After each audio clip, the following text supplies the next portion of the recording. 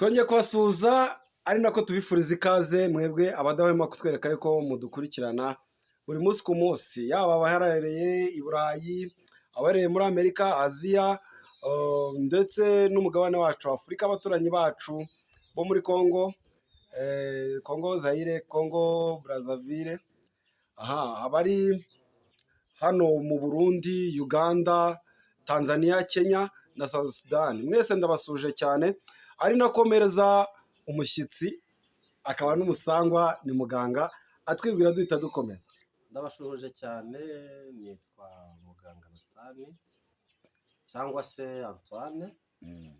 Nkaba ngira ngo uyu munsi niba munyemereye tuganire ku kintu kizwi nk'urushwima.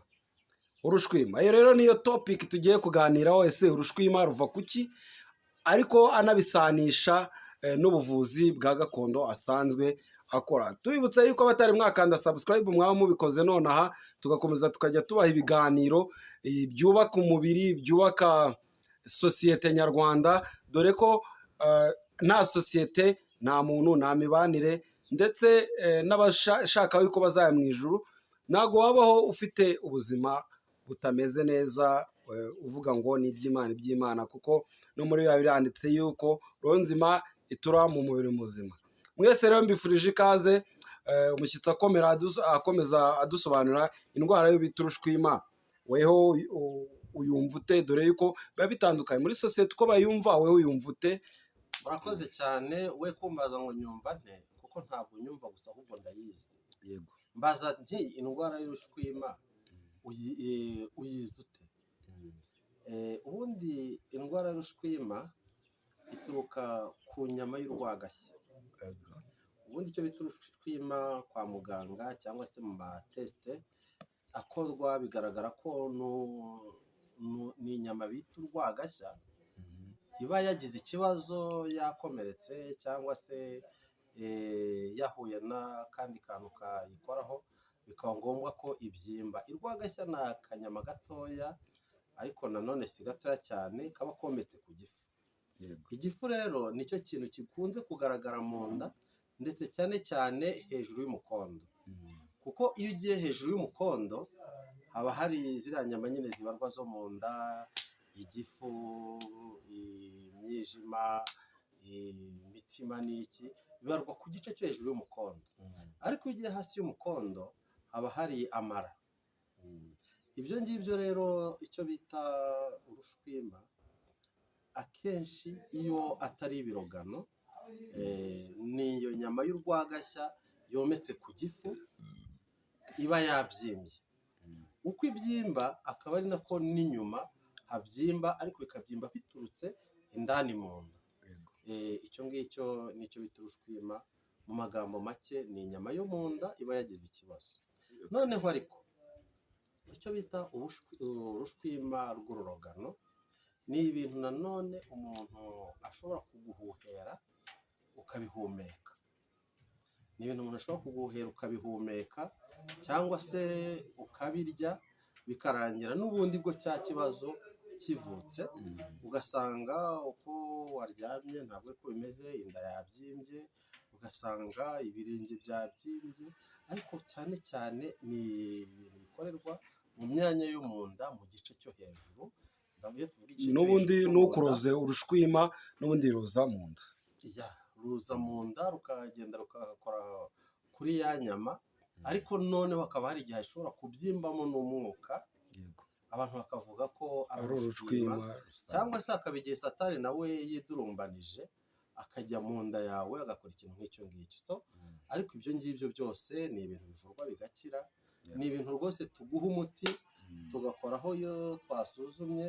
Ariko iyo usuzumye se ugasanga atari uburozi, umwohereza kwa muganga, bigenda cyane rwose. Iyo usuzumye ugasanga ari ikibazo cy'urwo rwagashya rwabyimbye, cyangwa se rwagize ikibazo cy'uko rwakomeretse kubera impamvu runaka, diregitema mpita nkohereza kwa muganga. Kuko kwa muganga aho bashobora kukuvurira, wenda ugiye muri pirive, ugiye muri leta ukoresha ubwisungane, mituweli, rama, MMI, bashobora kukuvura bakoresheje ibihumbi wenda nk'icumi. Ariko wajya muri farumasi ugasanga wenda bazakuvura ukoresheje nk'ibihumbi 100, ariko iyo birenze kwa muganga bikarenga farumasi bikaza iwacu rushobora gukira ariko rugutwaye ibihumbi nka 500 nibura, kuko imiti dukoresha bitewe n'aho tuyivana nta bwisungane tugira, nta sapoti yindi tugira, ni ibintu bihenda.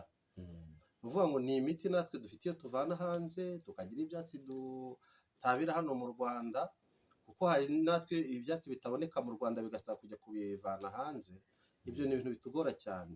Uvuga ngo niba kwa muganga bihagaze ibihumbi 10, muri farumasi bikahagarara ibihumbi 100, twibihagarara ibihumbi nka 500. Niyo mpamvu rero iyo tugupimye tugasanga ni urwagashya ruturuka ku burwayi bw'umubiri atari uburogano, duhita tukubwira tutifata iya mbere ugende ujye kwa muganga. Kimwe no ko hari abantu benshi baza kutwivuzaho twabasuzuma cyangwa se twabapima tubakoreye consultation tugasanga bafite ikibazo cya diyabete, ugasanga bafite ikibazo cy'imivuduko. Ubu ngubu ntabwo twavuga ngo tumwisimamiye tumuvure turinde twamuca miliyoni, kandi ashobora kujya kwa muganga bakamuvuza ibihumbi 50. Turi abantu natwe dushyiramo ubumuntu, ariko nanone hakaba igihe dupima tugasanga uri kwa muganga uri no mu bitaro, ariko nubwo haza umuganga wahehe ntabwo uzakira. Ushobora kurwara diyabete cyangwa se n'iyo mwijima wavugaga n'ibiki, ariko hari akandi kantu kabyihishe inyuma. Hari akantu kabyihishe inyuma, nka kuri ushobora kugira gutya ukarwara kanseri bakaba bayicira mu ino, ariko yabarenze mu ino yafashe ikirenge bakakuturira mu ivi, yaba yarenze mu ivi bikangomba ko baca akaguru kose, bitewe n'uko ibintu byagiye bigenda biza. N'ibyo rero icyo bita urushwima, hari urushwima rushobora guturuka ku byo wariye, hakaba urushwima rushobora guturuka ku mwuka wahumetse ari byo by'amarogano, hakaba urushwima rushobora guturuka ku byakubayeho. Rwose ndakangurira abantu bajya barwara ugasanga barakubitana mu nda, cyangwa se ugasanga umuntu afashe nk'inkoni yagukubise ku nda, ashobora kugukubita ku nda gutyo bikagutera ugakomereka, kandi ukazabirwara nyuma. We cya kindi wita urushwima mu by'ukuri akaba ari inkoni bigeze kugukubita mu rubavu igafata kuri rwa rwagashya rukabyimba bitewe n'inkoni bagukubise. Ushobora no kuyigukubita ikamara igihe kirekire itaragaragara kuri rwa rwagashya, bitewe n'ubwirinzi ufite, bitewe n'abasirikare ufite, bagakomeza bakarwana nabyo, ariko nyuma y'igihe runaka bikazarangira runaniwe, basi ubwo rugakomeza rukabyimba. Ubwo rero bivuga ngo twe turabanza tugasuzuma nyuma yo kumenya imvano yarwo, niba ari umwuka wahumetse barawuteze cyangwa se barawukoroze, niba ari inkoni waba warakubiswe, niba se ari ugukomereka kuvuye mu mubiri byo ubwabyo bikizana. Ibyo ngibyo turabipima, nyuma yo kubipima tukabivura, cyangwa tukakohereza kwa muganga kugira ngo abeho bagukorera no ku mafaranga makeya. Muganga urakoze. Tusoza ikiganiro cyacu twaganaga ku ndwara y'urushwima, ubwo abazi ukundi kuntu babyita mu zindi ndimi baza kutubwira muri komenti. Atubwiye uburyo ishobora kwandura, aho ituruka, atubwira ko bishobora no kuba harimo n'uburozi, ariko uburozi atwizeza yuko uhamagaye ya nomero ye cyangwa se ukamusanga ku bitaro bye abakorera aho ariho hose yagufasha. Ibiganiro byacu rero nakagaruka. Muganga, tanga inomero zawe twikomereze. Nimero zanjye ni 0788 56 26 27. 0788 56 27. Akaba no kuri social media zose, Twitter, Facebook, Instagram, Like, TikTok, zose abariho ibiganiro. Wasacingamo Muganga Nathan gusa, byose urabibona. Ino sura murayibona, ajya nihaniza ba bantu bamwiyitirira muganga.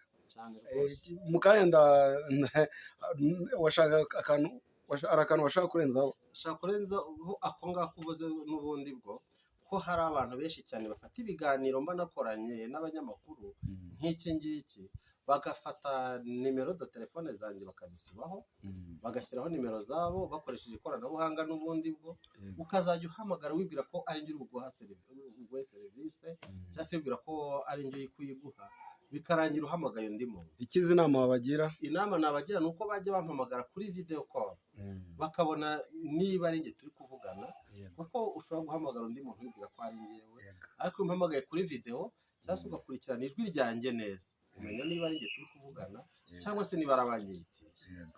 Sawa, murakoze cyane. Urakoze muganga. Subscribe, like, comment.